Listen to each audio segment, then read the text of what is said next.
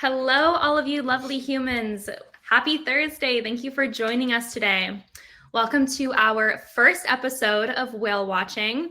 Everyone, drop in the chat where you're tuning in from.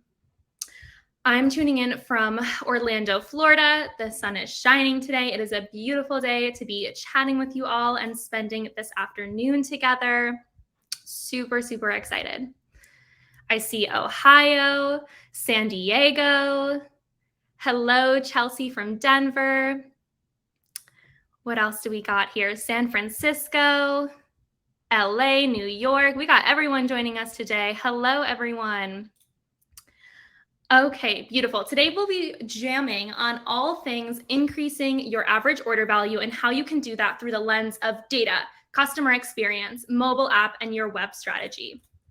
Before we get into it, let's quickly go over about what whale watching is and why you should continue to tune in. So this is a monthly masterclass series for D2C leaders where Shopify tech partners and brands come together to share tactical tips and strategies of what's working, what's not working, and how brands can scale in 2023 and onwards. For today's speaker lineup, you'll be hearing from myself on behalf of Triple Whale. We have Derek from Justuno, Pallavi from Gorgeous, and Neil from Tapcart. Y'all, this is a star lineup of experts who are working hand in hand with brands every single day, and I'm so excited that they're joining us today. With that said, a lot of y'all tuning in are also experts in this space. So if you hear something you agree with or you remember something really cool that your brand did, drop it in the chat. Community is so important in this industry, so let's share ideas together and help one another grow. Okay, beautiful. So now that we've went through that, now that we've chatted about what whale watching is, let's get into the good stuff. I'm going to kick off today's session by talking about how your brand can harness data to increase your average order value. Data is key to growth, so we're going to break it down. Before we get into the presentation, here's a little bit about me, because who am I and why should you care about what I have to say? So hello, everyone. I'm Mia Bobak. I'm based in Orlando, Florida, where I live with my wife and our two cats, Dylan and Lily. I put their little pictures there. I'm a proud cat mom. For my e-commerce and brand background, I actually used to work at Kiehl's, which is a subsidiary brand to L'Oreal, and I also managed partnerships for a startup fitness brand. After working on the brand side, I really wanted to explore tech, so I worked at some tech startups and Gorgeous, and then fast forward to today, I'm now head of tech partnerships here at Triple Whale. I cannot stress this enough. I have so much admiration and respect for all of you founders, owners, and operators. It is not easy to be building a brand right now, especially in this current climate. I learn so much from all of you every single day, which is why I love working in this industry. Okay, so here is a quick overview of what our agenda will look like for this session. We're going to chat about how to understand consumer purchase behavior, how to use product data to cross-sell and upsell, and how to create personalized experiences so you can unlock repeat purchases. All of that sounds like word salad. So moral of the story here is I'm going to be telling you how to make more money. So I want to start off by just giving a very brief background of what Triple Whale is so you can get an idea of how I'm approaching this conversation, right? So Triple Whale is the central source of truth for e-commerce brands. We work with over 6,000 e-com brands like Third Love, True Classic Tees, Feastables, to name a few.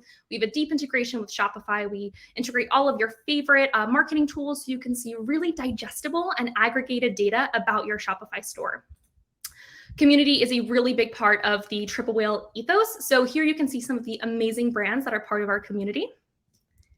And with that said, let's get into the good stuff now. All right, tip number 1, unpack how to calculate AOV and understand customer purchase behavior.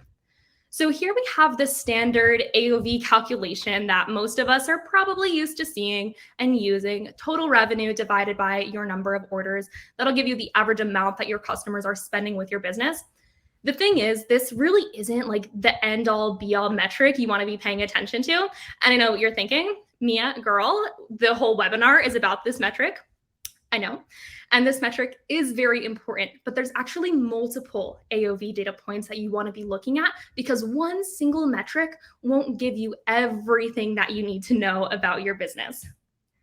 There's actually 3 different AOVs that you want to be paying attention to: mean, median, and mode AOVs, aka the 3 amigos of AOV. Mean AOV is what we just calculated on our last slide, right? Like that's the average standard data point used across most businesses.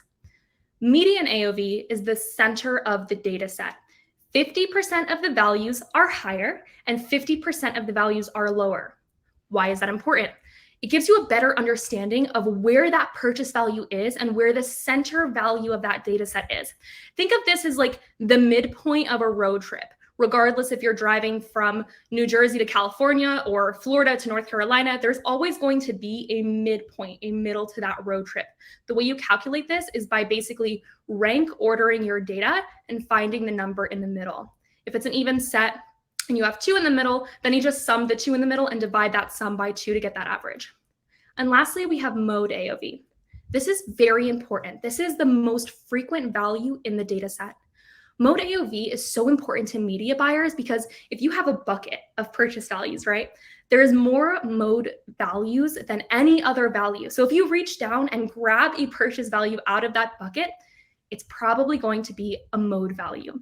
So imagine you had a $50 AOV, but your mode AOV was actually $19, then no, you don't really have a $50 AOV because the majority of your orders are $19. So now that we know the different AOVs and why the 3 amigos are all so important, here we have tip number 2. Use product data and personalization to cross-sell and upsell your products. Here we have a couple examples I really like. On the top, we have Chamberlain Coffee. So when you're looking at their product page, you'll see like a buy it with block that allows customers to instantly add the whole bundle to their cart. Brands can adopt something similar where they can use data to understand which of their products are being purchased together more frequently and can implement a block like this on their product page.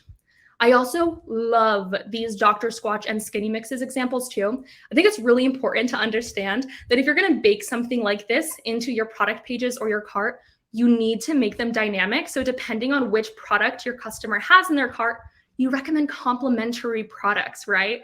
So in this case, I added the pine tar soap to my cart, and the little get your full routine recommended that I get the soap saver as well.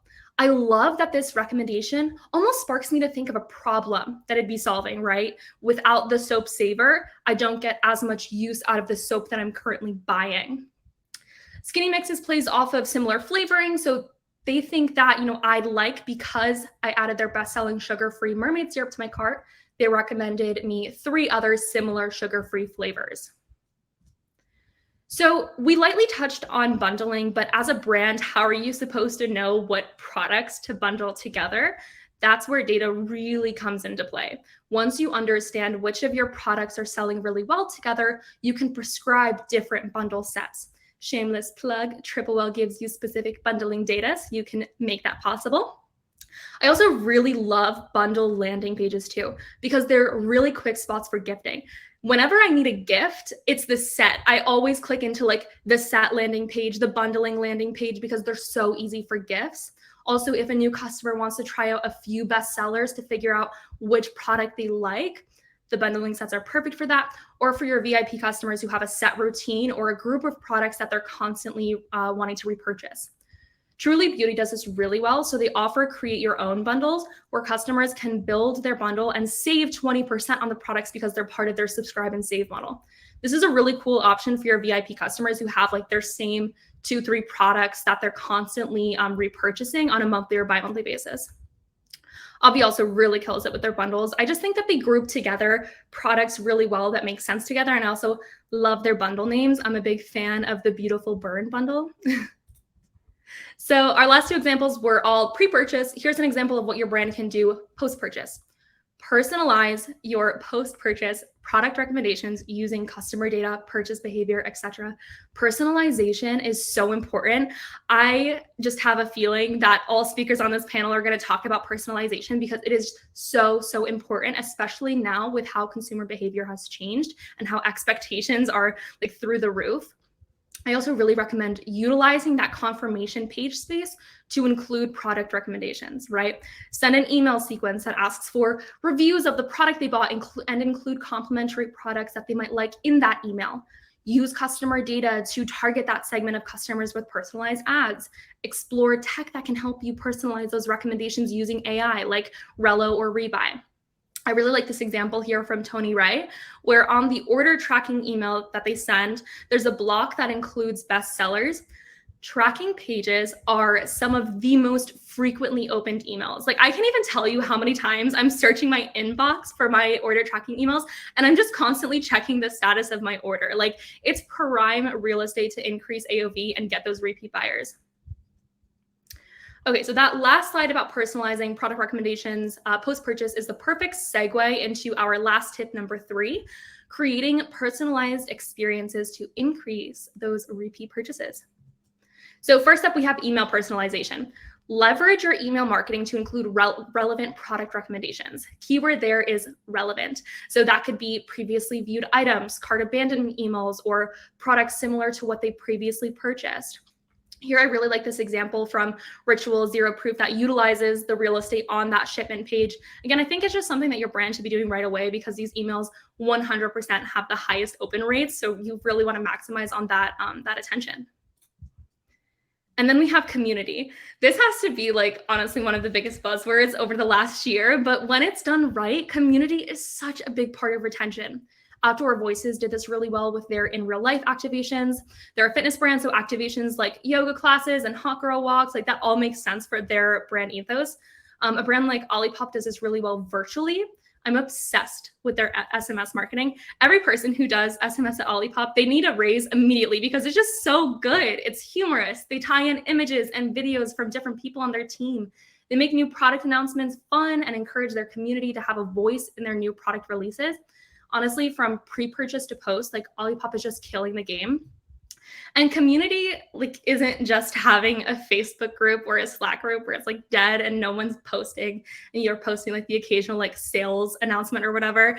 Like having a community is taking your existing customer base and weaving them into everything your brand is doing. Asking them if your brand should release orange soda or lemon lime first, going to where your customers are and hosting events for them, meeting your customers and learning more about them, giving them such a level of impact with your brand that they genuinely feel like an extension of you. That's community, and that's honestly the future of building a profitable and sustainable brand, and of course, increasing that AOV and those repeat purchases. And with that said, that's all for my session. I hope you all enjoyed. If you're interested in learning more about Triple Whale and how we can help you make data-backed decisions for your brand, feel free to reach out to me at mia@triplewhale.com, or you can scan that QR code and use code MIA15 to get 15% off of Triple Whale. I'll be answering questions in the chat, but we're going to keep things rolling with our next speaker. So joining us up on the stage, let's welcome Derek from Just Do Know. All right, great. The camera's working. That's awesome. Beautiful. We're off to a good start. We're off to a good start. What's going on, everybody? All right, I want to make sure that everybody can see my screen before we get started. Oh, I can even see it. It looks like it's working. Okay, perfect. Yep, it looks good. It looks good. I'm going to go ahead and give you a quick bio, Derek, and then I'll pass it over to you. Sure.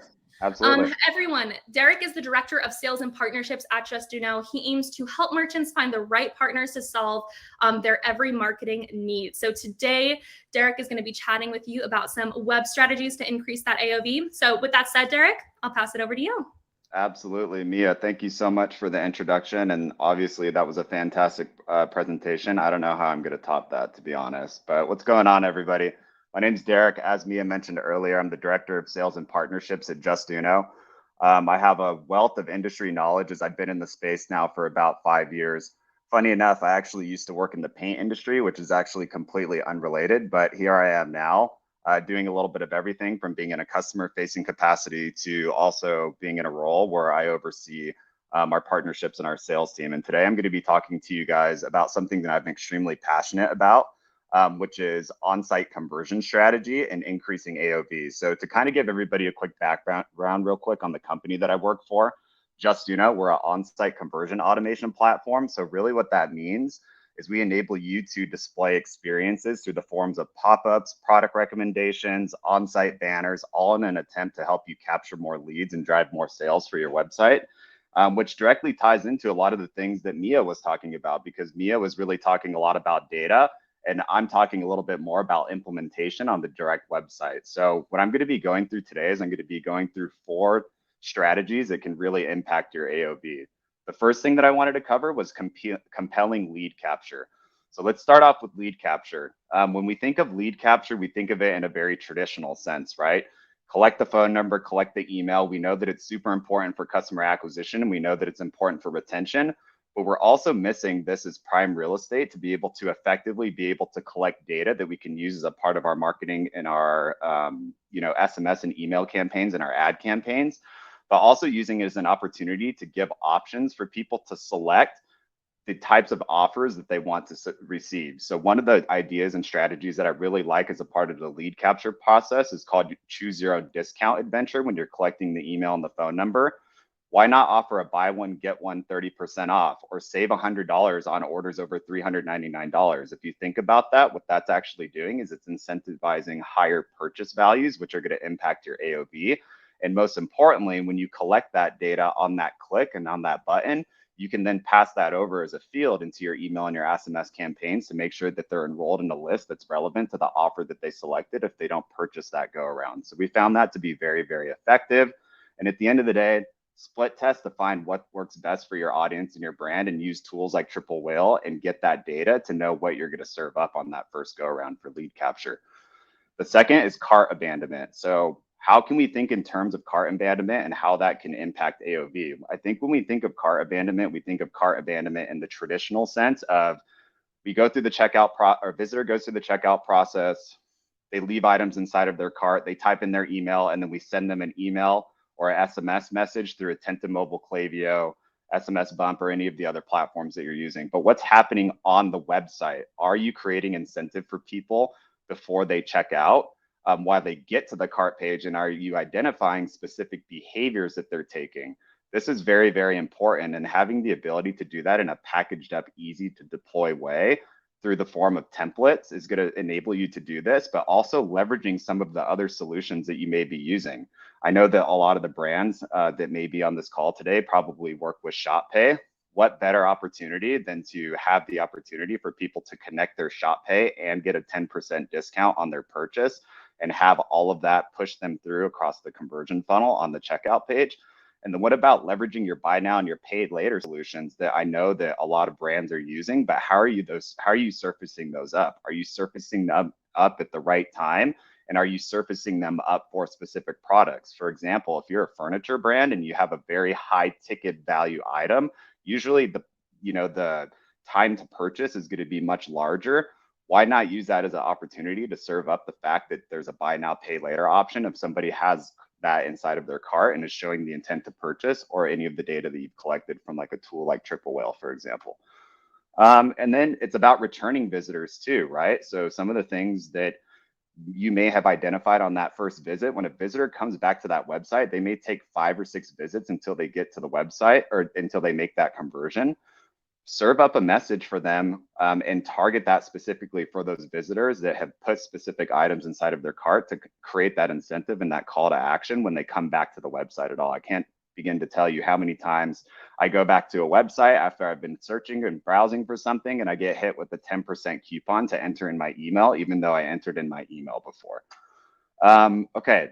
Third, creative product recommendations. I'm not going to go into too many details with this because Mia talked a lot about this, but really at the end of the day, what's the problem that we're trying to solve, right? We want to make sure that product recommendations are relevant to a visitor's past purchase behavior and also products that they're looking at and that they're browsing. In a nutshell, we have a solution that allows you to do that, but I do want to walk through some of the strategies that you can do in leveraging this. One of the ones that I really like is mystery items and cart on checkout. If some of you have some extra inventory that you're trying to get rid of, this is a perfect opportunity to serve up the fact that they can get a mystery prize or a mystery item when they check out. What is that going to do? It's going to help you clear out some extra inventory, and it's also going to help you impact that AOV. So a double whammy. And the truth of the matter is product recommendations average about a 35% conversion rate. That's kind of what we see on our side of the building, and nearly a $175 AOV across the board with all the brands that we work with. Last but not least, post-purchase experience, which Mia already talked about in great lengths and great detail. Long story short, you can put those product recommendations on the post tracking page. Another thing too is for that first conversion, let's say that a customer only leave their email behind, but SMS marketing is a big part of what you can do. Perfect opportunity to serve up the ability to allow a visitor to get their updates in real time through SMS, that's a perfect opportunity to collect a phone number on the back end. And we partner with solutions such as Malomo and WeSupply, who have these tracking pages where you can embed the script, but our script can really be embedded on any of those tracking pages. And then 40% of shoppers say that post-purchase really makes the brand experience more memorable. So I know I went through a lot of these things very quickly. At the end of the day, take what you learned here, apply it back to your business. At Just Uno, we actually do conversion audits as well. So we're actually happy to do a full site conversion audit from top to bottom to see some gaps that you may be missing. And then you can take that report back to your team and apply for your own business. But I'll go ahead and pass it off to the next speaker. And if you guys have any questions, you can, obviously put them inside of the chat. Thanks for your time, everybody. Hey, Derek, this was so awesome. I definitely have a couple questions for you real quick. So my first question for you would be I know we both talked about like product recommendations. So I want to get your thoughts on where you think the best place is to put product recommendations on a website. That's a great question. And I think it really just comes down to where you're seeing your visitor behavior. And that's just looking at the data and where time is being spent. But we find that product recommendations are served best when call to action, like when items are added into a cart. And we like to put that specifically on the checkout page. We find a lot of success on the checkout page, and we find a lot of success on just the specific product page. It wouldn't just necessarily be like on like the main part of the website, obviously, but like when there's, that path to conversion that's happening and there's those visitor behaviors and actions that are being taken, then we're going to serve those up. Another place that you can serve it up is if you're on Shopify, you can drop that into the slide out cart as well. And then you can make it as a like a menu item as well, where you can add a selector where they can just add it directly into their cart. I really like that. Just making it as convenient as possible is my motto. Yep, exactly. So thanks for your time, everybody. Yeah, thank you so much, Derek. All right, everyone, we are going to keep things rolling. So for our next speaker, we're going to have Pallavi joining us from Gorgeous. So Pallavi, come on up. Hello, can you hear me just fine? All right. Yep, sounds good. Okay, Pallavi, go ahead and pull up your screen. And while you do that, I'm going to go ahead and give you your intro. Perfect. Amazing. So everyone, Pallavi manages strategic partnerships with Gorgeous's technology partners. Prior to Gorgeous, Pallavi worked in management consulting for financial services. She is passionate about helping D2C brands grow effectively and building a cohesive ecosystem with partners to drive value to mutual customers. So with that said, Pallavi, I will let you go ahead and take it away. Amazing. Thank you so much, Mia, and lovely presentations. Both Mia and Derek learned so much. For today, so Mia gave me a nice little intro already. So we will be chatting about actionable tactics to increase AOV via CX. And I'm approaching from the CX lens because, let's see if this works. Yep. Because, of course, I'm from Gorgeous, so just a little bit of a context setting on what we do and how we evaluate everything e-commerce is going to be from that personalized CX lens. So Gorgeous is the help desk of choice for e-commerce brands. We have over 10,000 brands right now. Some of them you can see right here on the side. And essentially what we're trying to do is there's a lot going on for brand founders. So we're trying to make sure that you're able to consolidate all of your different, customer touch points in one place with all of the channels and have it fully integrated with your tech stack, right? And when this happens, you have a lot of opportunity to actually drive that AOV in like the different areas, different channels as you're talking to the customers. Sometimes I feel like CX is like a forgotten child when it comes to AOV or like marketing areas. So let's jump straight to the first tip that I have for you, which is leveraging pre-sale support to drive conversion. Now, this is something that actually Derek spoke about quite in length as well. But here's a stat for you, right? 70% of the shoppers who add products to their cart don't actually end up making a purchase. And if you look into why that is, let's do a little bit of digging. There's a lot of reasons, but essentially there's friction points. The cost might be too high. Maybe there's barriers to entry with like the website wanting account creations, delivery issues, whatever it might be. And even outside of that checkout page, maybe while shopping, they're not able to find something, or the size is not right. Or a good example I have later is actually about shades, right? Makeup brands, beauty brands. It's not easy for shoppers to actually make those purchases and decisions online. So how can you actually prevent this? One way to do this is using chat campaigns. There's a lot of ways to do it, but like just looking from the CX standpoint, you can use chat campaigns, which would be strategically placed, along the website to kind of make call to actions, hopefully eliminating some of those barriers that you've realized customers face. So here on the screen, we have one example. Someone says, hey, looking for a black bike. So in that case, you should very easily be able to go and just provide, hey, like, here's kind of our best-selling product, right? And something that Derek spoke about was bundling, which is one of my favorite use cases. So as someone's looking for a black bike, if we do have a helmet or something else that goes with it, we can provide a quick link to that, personalized, right, along with a quick discount code, right? And I mean, quick plug here, Gorgeous does allow you to do all of that, but you are able to do those things outside of it as well. The only issue ends up becoming is bandwidth, right? How do you actually go target all of these areas with a limited team if your products or your apps don't talk to each other and the data doesn't talk to each other? So, with the chat campaigns, the estimated that we found our brands doing is an estimated revenue lift of 13%. If you're interested in where I got that number, there's a full study that I can send over after as well. So I wanted to show you some real world examples. So here's Brewmate.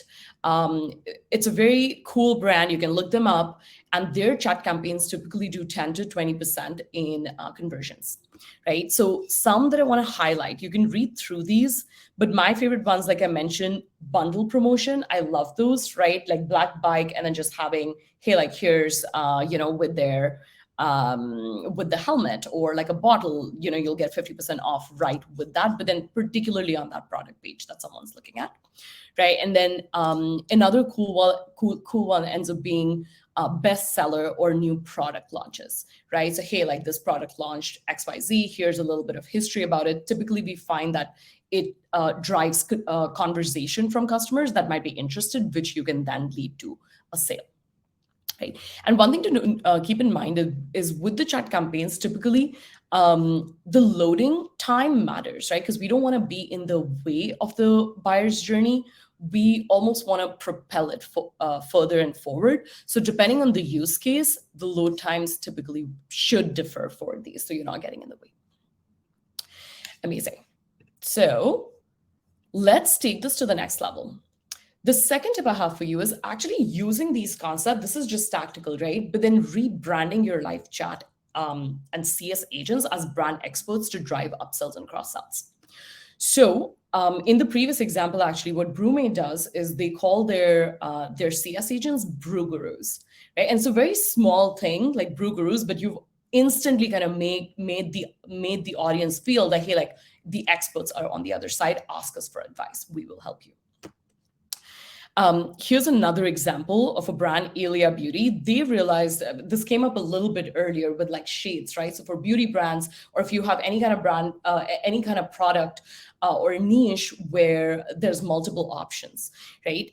This becomes very difficult for customers to actually pick which shade would work for them. So again, they're doing something similar. So let me go down so you can see it. On this page, only on this page, they realized that there was a lot of traffic, but the conversion was low. So they went ahead and tried a couple of campaigns, and one of them that ended up performing well is, one of their experts saying, hey, I'm available here if you need help finding your shade, right? That is the friction that they observed with the data, all of the good stuff that Mia was talking about.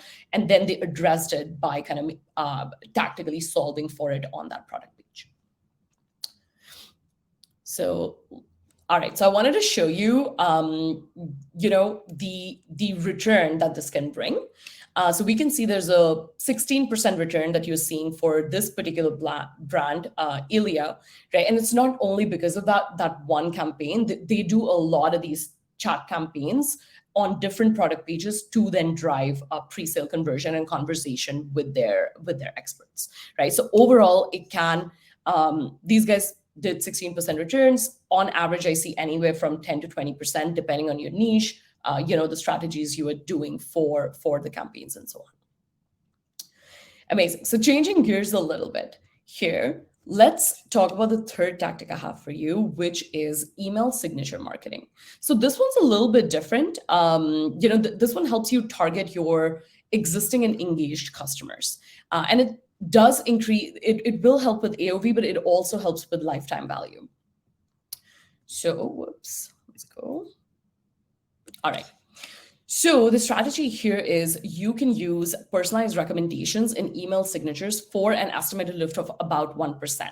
Now, might look small, but keep in mind that this is almost passive. You're doing nothing once you've set this up, depending on, of course, the time periods. Maybe you do a separate one for spring versus fall, etc. You don't really do much more, but every time someone responds and interacts with your CS team, they get these like little personalized offers at the bottom of the email signature. Right. So I've highlighted 2 here, but my favorite one is the second one. The first one is kind of, if you want to do spring sale and drive the CDA to drive urgency. So spring sale ending April 30th, something like that. But my favorite one is the personalized recommendation. So something like, PS, my all-time favorite flavor is the matcha apple tea. Try it here and use Pallavi10 code for a 10% discount on me. Right? So you've just made a recommendation, you've suggested, but it's also super, super personalized. And you can actually track how these do on the back end as well. And then, of course, pro tip, agents, I feel like humanizing this entire process is so important. So the more agents or yourself, whoever is responding, the more you can personalize the recommendation, actually have your own voice. I find that customers tend to like that a lot, especially amongst all the bots and everything that's going on with customer support these days. Okay, amazing. So we're coming to the end. So we've seen a couple of strategies, but the speed, like the secret ingredient to actually making it happen is speed, right? That is key in customer experience and customer support because people expect you to get back to them super, super fast. That, if you respond 1 day later, it's a missed opportunity. So how to achieve that is going to be an integrated tech stack, right? So some of the previous speakers spoke about this as well, but basically making sure that all of your apps speak to each other is going to be key in actually executing the strategies that we've seen. Right. So just wanted to show you a quick sneak peek into what an integrated help desk looks like. Right. So some of the examples we saw, say someone reaches out and says, hey, the black bike example, I'm interested in it. You can actually say, hey, let me go ahead and start a draft order for you. Because we know 70% of the people will add it and forget about that product in the cart. Right. So you can actually push that sale a little bit forward, create the order and be like, hey, check out your inbox. By the way, here's also a 10% discount that I can also very easily add from here since we're chatting, right? You can use that time to send product links, discounts, all of this at the timely time, of when people are looking at that product or considering making a purchase or having an issue with that product as well. So that is, let's just make sure. Yep, that's basically it. Just to summarize, the 3 ways to drive AOV with CX tactics are the first one being, provide pre-sale support using CDAs via strategic chat campaigns, then rebrand your CS team into brand experts, really drive those upsells and cross-sells, and finally leverage personalized recommendations in your emails. So that is all for me, guys. Thank you so much. I see Mia come on stage as well. If anyone wants to chat, I'm going to hang around. You can email me as well. And for anyone attending this session, we're more than happy to provide a little bit of a nice promo only for the Triple Whale, session attendees of 2 months free, or buy out your contract if you already have one, if you feel that something like this might be helpful. So happy to chat about that later.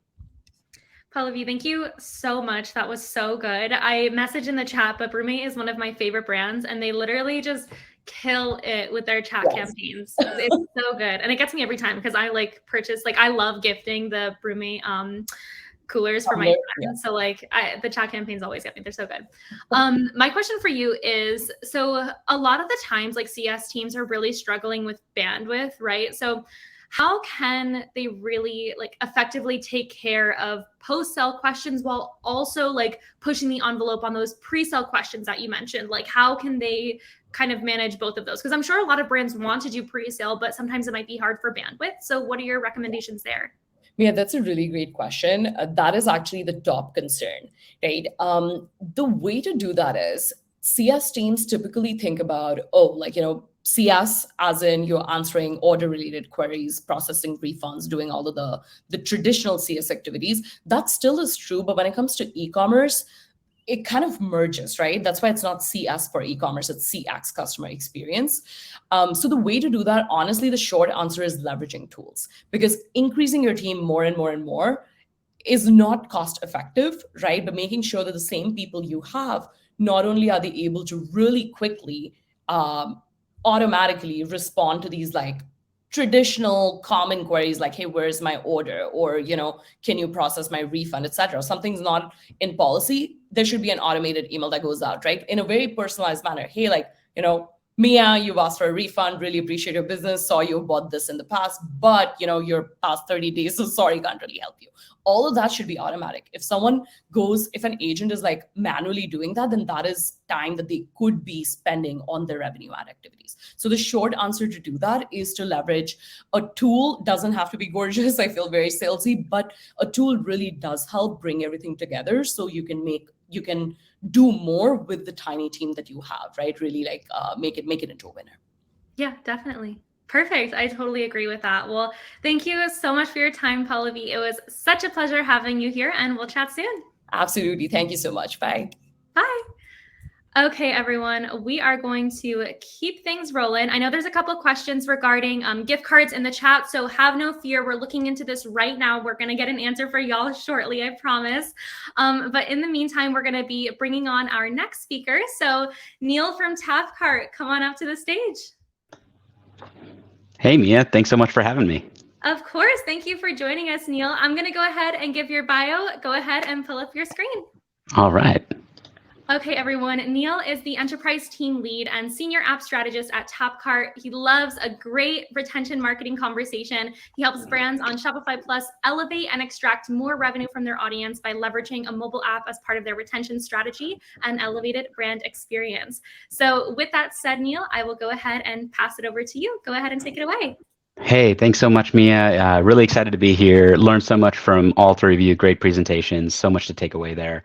So as Mia shared, I am a team lead over here at Tapcart. One of the things that I love doing more than anything is talking about, helping brands how to unlock bigger AOVs, better retention, and doing so through the most powerful channel they could have, their mobile app, right, aside from their website. So with that said, look forward to kind of sharing a little bit more about that today. When we think about the concept of launching an app or even like optimizing for AOVs, the focus really comes down to understanding like, okay, what type of data set are we looking for, right? Looking at, right?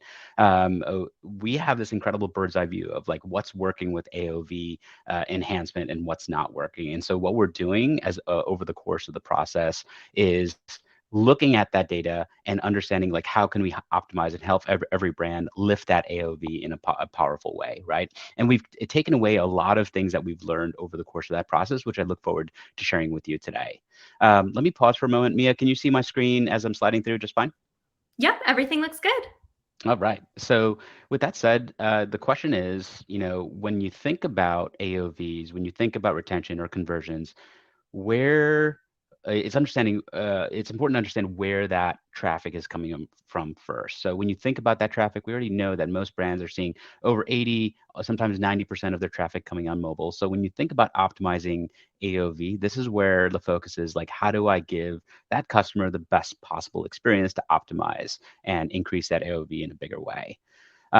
When you focus on the actual customer experience side of things, is that like, this is where we want to understand, hey, what are the certain parts in the existing mobile web experience that are experiencing some challenges? So when you think about what Pallavi shared in her previous, conversation, she said loading times matter.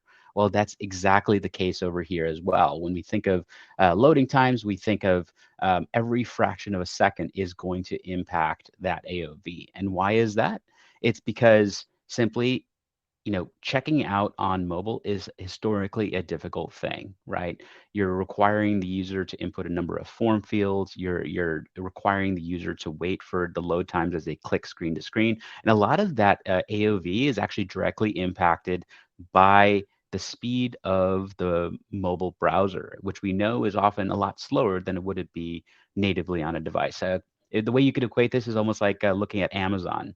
Have you ever visited Amazon.com from a mobile web browser? You'll notice it's slow, almost clunky, takes so much longer to add different products to the cart, and you have to log in again and again every time.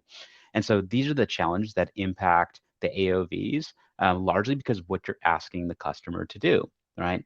So when you think about potentially like solving this, right, we love to look at it from a lens like giving your customers a channel that is designed for their device so that for your most loyal customer base, you can extract the highest possible AOVs. And how do we do that?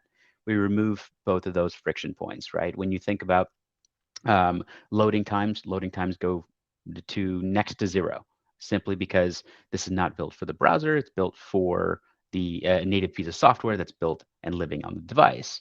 And then secondarily, when you think of the number of clicks to the checkout, the average brand right now has anywhere from 10 to 14 clicks to the checkout because of those form fields, because of the requirement to log in every time they visit from the browser. And here, when we remove both of those friction points, the loading times and the number of clicks to the checkout, we can send those AOVs and conversions straight to the moon, right?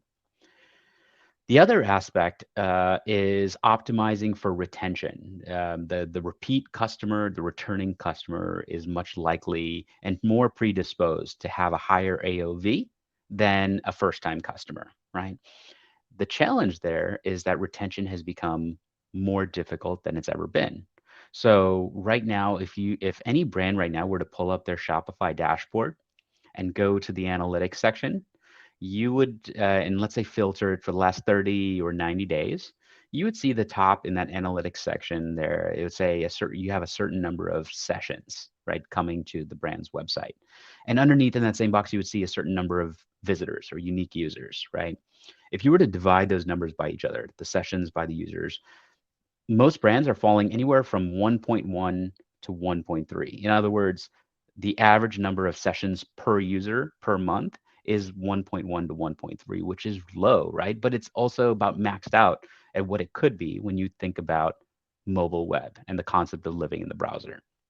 So this is where, when you think about optimizing in and improving that metric, again, that metric is really important to AOVs, because the more frequent you can bring back that returning customer, the higher you're going to be extracting AOVs and on a more frequent basis. And so it really comes down to real estate, right? As we know in real estate, location, location, location, right?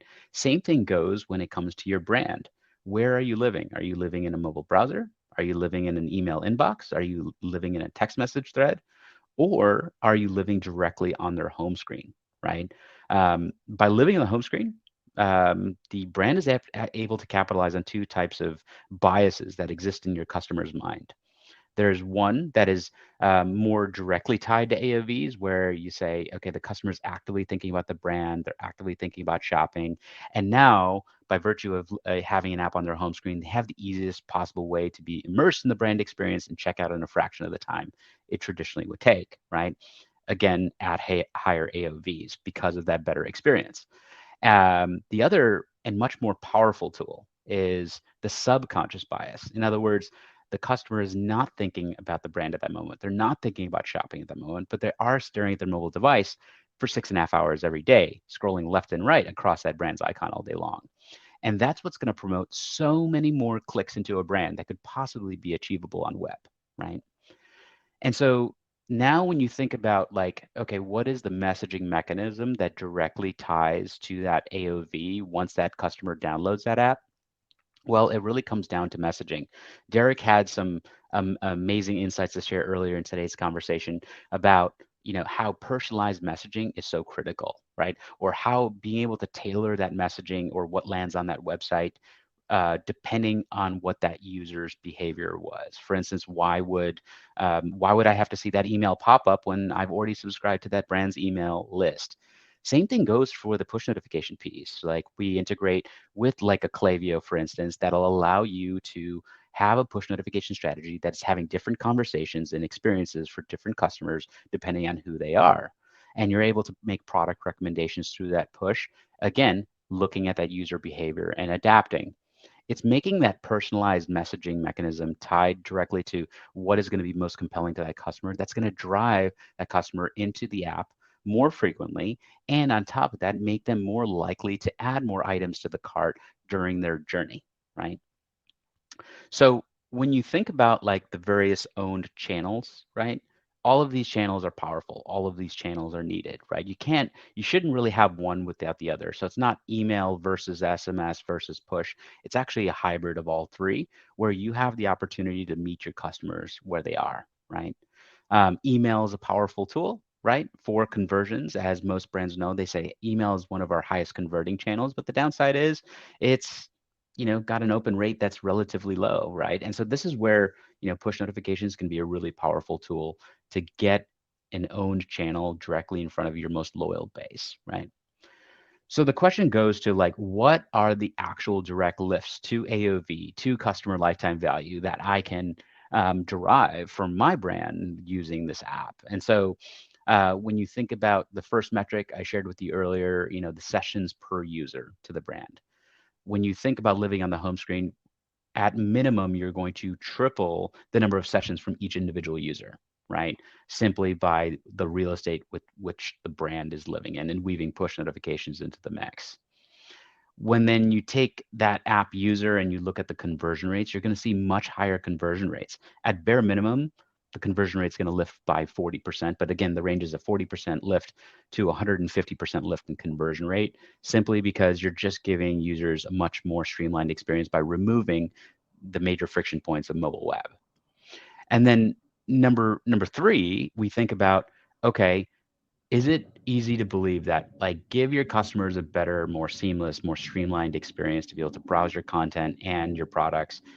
Are they naturally more intuitively going to add more to the cart if that experience is just that much faster and easier? The answer is yes. And so when you think of TapCart, the average AOV increase is 22% higher than mobile web. In other words, if you were to take that same cohort of customers, 100 customers that were previously shopping the brand, and take those 100 customers, the same exact individuals, download the app, the AOV lift from that same exact customer cohort is going to be 22% higher than on mobile web. And again, that's simply because people are programmed to love shopping on apps. They tend to add more to the cart in the process and take those AOVs up. And then lastly, when you think of all of a combination of all of these, it comes down to saying, okay, I have that user that downloads the app. Now they're visiting 3, 4, 5 times more frequently. That audience as a whole is converting at a higher conversion rate at higher AOVs. So what's the incremental lift? It's about 2.5x in customer lifetime value. In other words, we are going to extract 2.5x more revenue from that same customer cohort once they download the app, simply by bringing them more frequently and getting them a more optimized experience, right?